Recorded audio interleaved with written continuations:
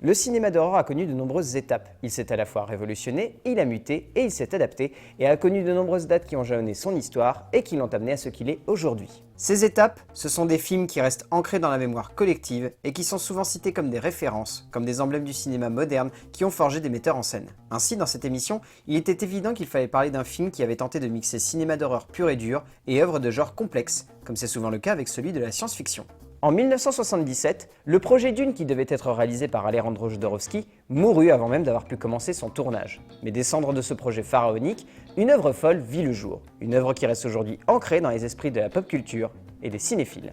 En 1978, Ridley Scott récupère l'équipe de Jodorowsky pour monter le projet Alien, un film d'horreur et de science-fiction pour un huis clos dans l'espace qui deviendra le film que l'on connaît aujourd'hui. Mais qu'est-ce qui fait de ce long métrage emblématique une œuvre de cinéma qui marque les esprits et dont on se souvient longtemps après la projection ? Il s'agit d'une œuvre créative ayant mené à l'aboutissement d'un projet aussi ambitieux que visuellement révolutionnaire pour une œuvre qui joue sur l'immersion, mais également sur beaucoup plus, comme on va le voir tout au long de cette émission.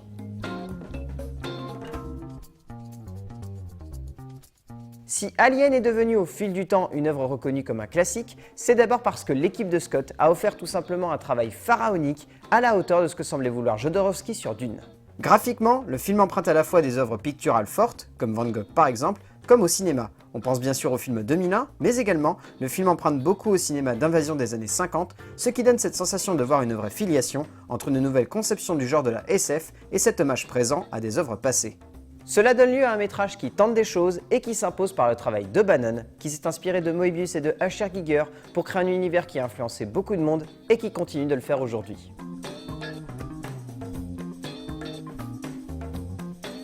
Ce qui marche aussi dans ce film et qui lui donne du caractère, c'est le travail de l'ambiance. Et cela, le film le doit avant tout au travail fou de Scott, qui pour ce deuxième long métrage, avait pour simple ambition de révolutionner le genre horrifique si peu. Le film est d'une intensité rare, Scott jouant avant tout sur un suspense proche du thriller pour mélanger les genres et apporter une forme de douceur macabre au rythme de son film, laissant la tension monter en crescendo. En faisant en sorte que le graphisme de son film épouse le travail visuel de ses auteurs, Scott permet alors à son œuvre de se démarquer non pas uniquement grâce à sa réalisation, mais grâce à un mariage parfait entre un cadre réfléchi et un décor qui l'est encore plus.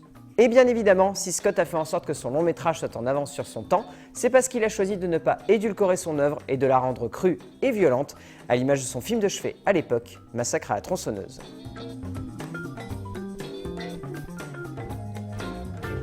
Il s'agit du compositeur du long métrage, qui offre ici une composition pas forcément mémorable, mais qui participe à un ensemble émotionnel fort, que l'on peut combiner au travail de l'ambiance de Ridley Scott. Les compositions ici de l'orchestrateur américain donnent un style unique à cette œuvre, et rien qu'avec le thème principal, il parvient à poser les bases de son univers musical en traitant l'ensemble avec des cordes et des sons étouffés, comme si ceux-ci se perdaient dans l'espace. À l'image du message que réceptionne le vaisseau Nostromo, la musique ne semble que passer et nous avertir du danger, sans pour autant nous dire de faire demi-tour, ou même de reculer pour l'éviter. C'est en cela que la musique est à la fois calme et terrifiante, parce qu'elle joue avec les sonorités rassurantes à l'image de cette flûte, venant ponctuer des sonorités profondes et dures de ces corps noirs de la bande originale.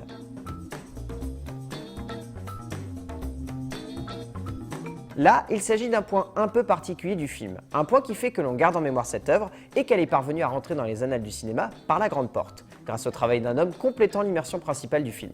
Richard Greenberg, à qui l'on devait déjà à l'époque le générique de Superman, offre ici un générique qui plante le décor de l'œuvre, qui offre à ce film un atout majeur, une immersion dans l'univers du long métrage et de son ambiance dès le générique d'introduction.